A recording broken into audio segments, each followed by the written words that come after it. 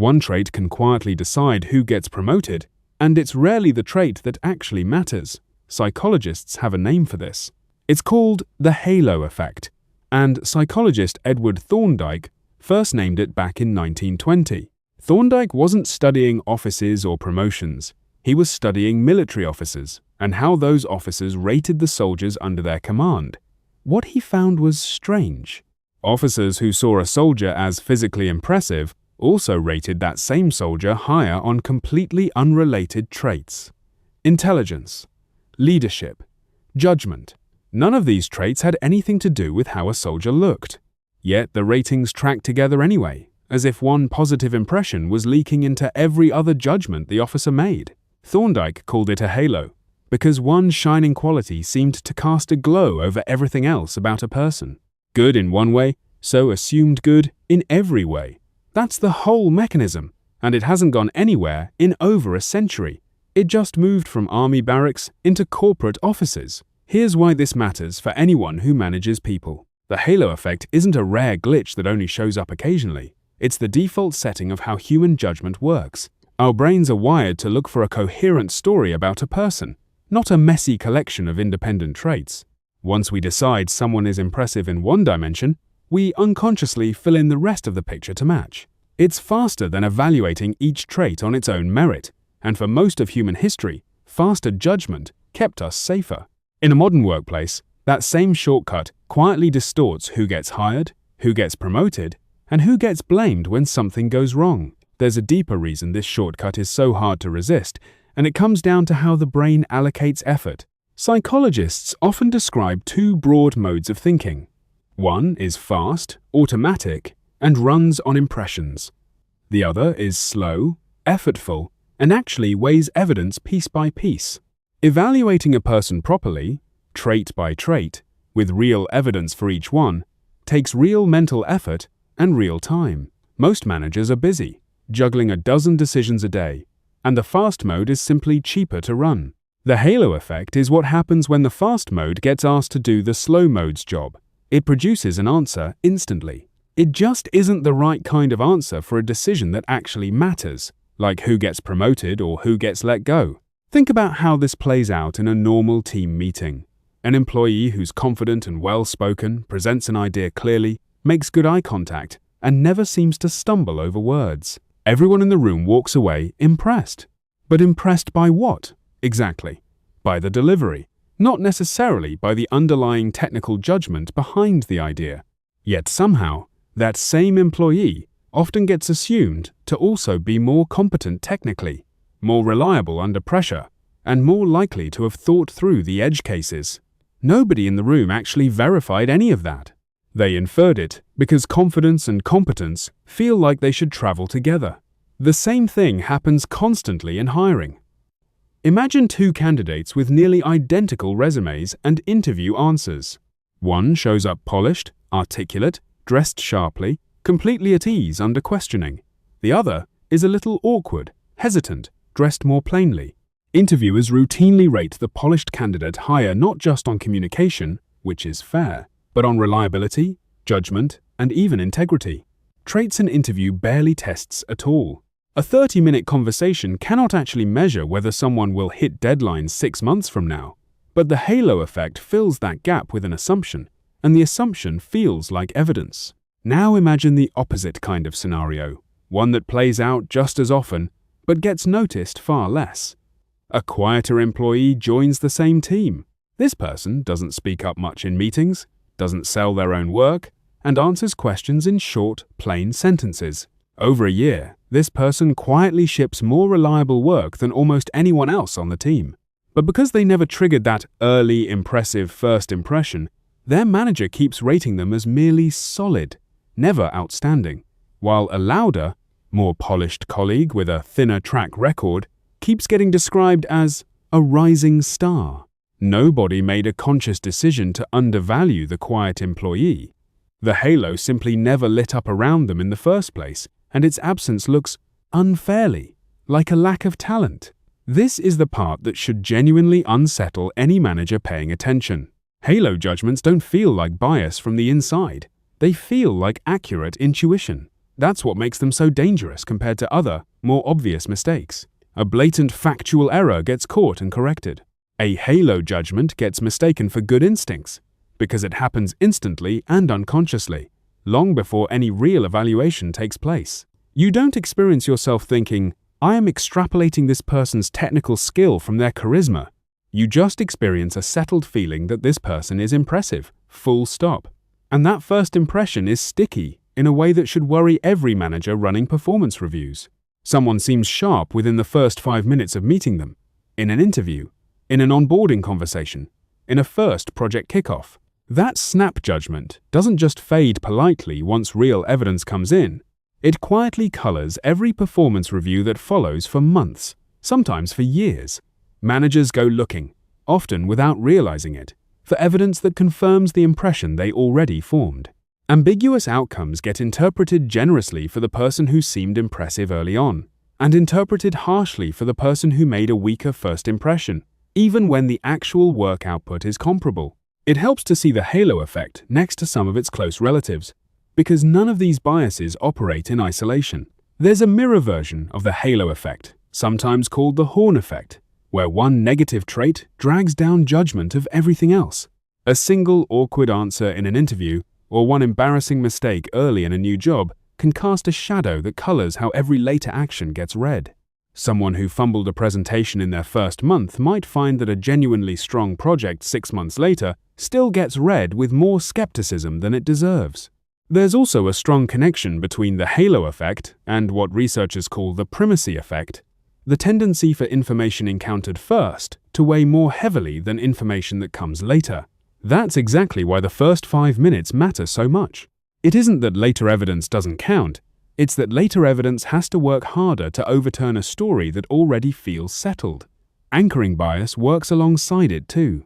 Once a number or an impression gets set early, whether it's a starting salary figure or a first-week impression of someone's competence, every later adjustment tends to stay close to that initial anchor instead of moving freely toward what the evidence actually supports. Marketers have understood a version of this for decades, even if they don't use the academic term. A company with one beloved, well-designed product often gets the benefit of the doubt on totally unrelated qualities, like whether it treats its employees fairly or whether its other products are equally trustworthy. Consumers extend trust earned in one area into areas that were never actually tested. Inside a company, the exact same leap happens with people instead of products. There's one more close cousin worth naming, because managers run into it constantly without realizing it has a label. It's sometimes called similar to me bias, where evaluators rate people who share their own background, communication style, or interests more favorably across the board. It works through the same mechanism as the halo effect. One point of familiarity or comfort gets generalized into a broader, unearned judgment of competence. Picture a manager who studied engineering, interviewing 2 candidates for a leadership role, one with a similar technical background who talks the same shorthand, and one who came up through a completely different discipline. The manager may walk away feeling that the familiar candidate is simply a stronger overall fit for leadership, without ever isolating what part of that feeling is really about leadership ability and what part is just the comfort of shared vocabulary. Picture a slightly different version of the same office.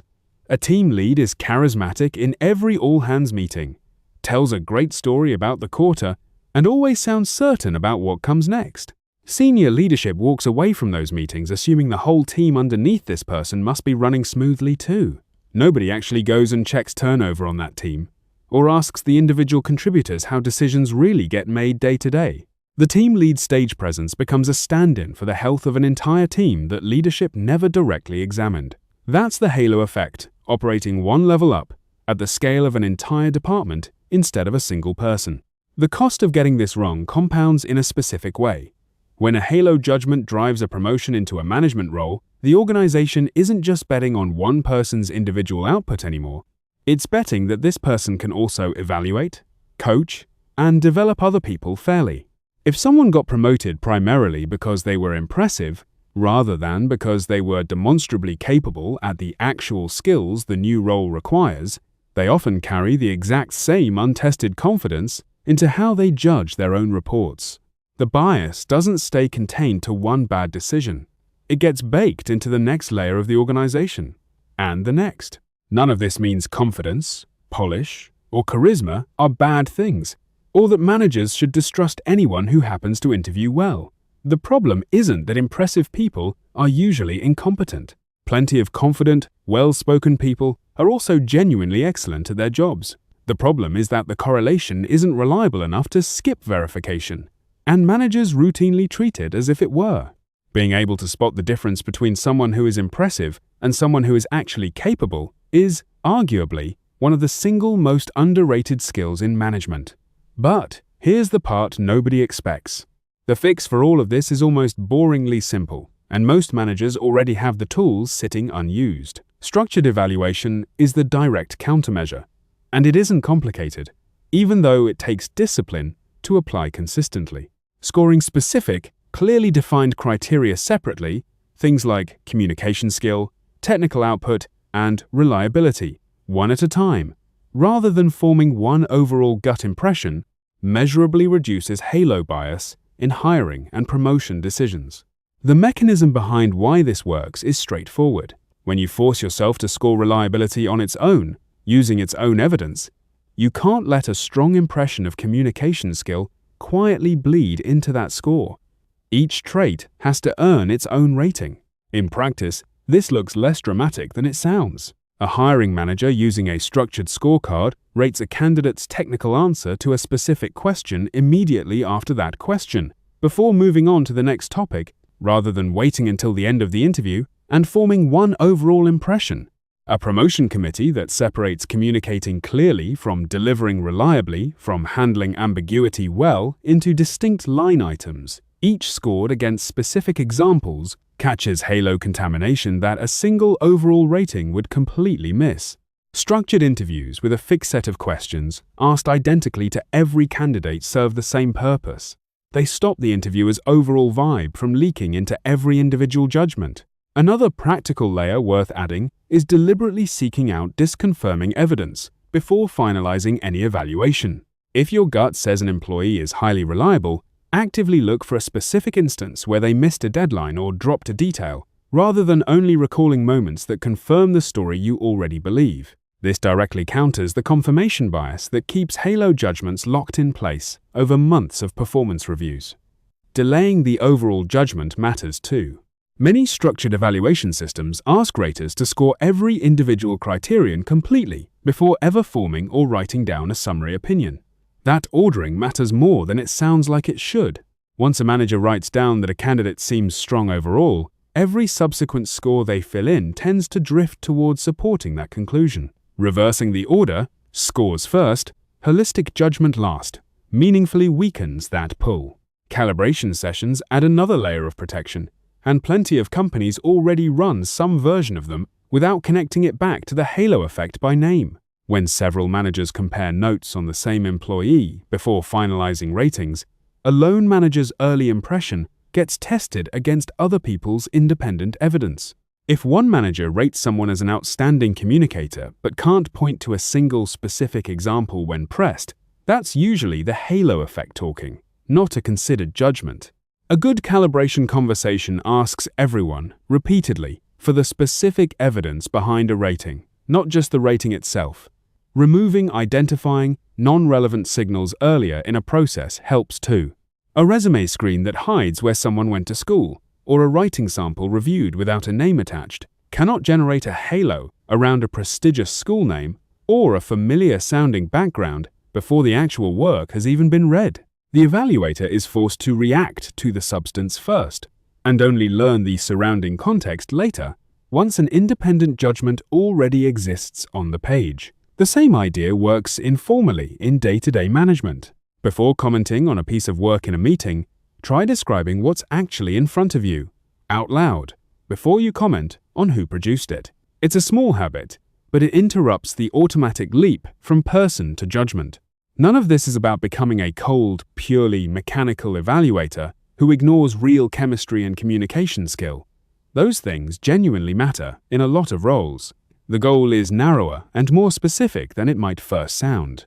It's making sure that a legitimate strength in one area doesn't get quietly cashed in as evidence for 3 or 4 other strengths that were never actually demonstrated, tested, or observed under real pressure. Here's the part that should reframe how you think about your own team, right now, today. If your most impressive seeming person on the team consistently outpaces the actual, verifiable evidence behind their reputation, that's not a compliment to your instincts. That's a halo effect operating exactly as designed, on you, in real time. And if you manage people, the practical takeaway is concrete. Before your next performance review or promotion decision, write down the specific evidence for each separate trait: communication, technical output, reliability, before you let yourself form or write a single overall impression. Do that consistently, and you'll start catching cases where charisma was quietly standing in for competence before that mistake becomes permanent on someone's record, or before you overlook someone quieter who was actually doing better work all along.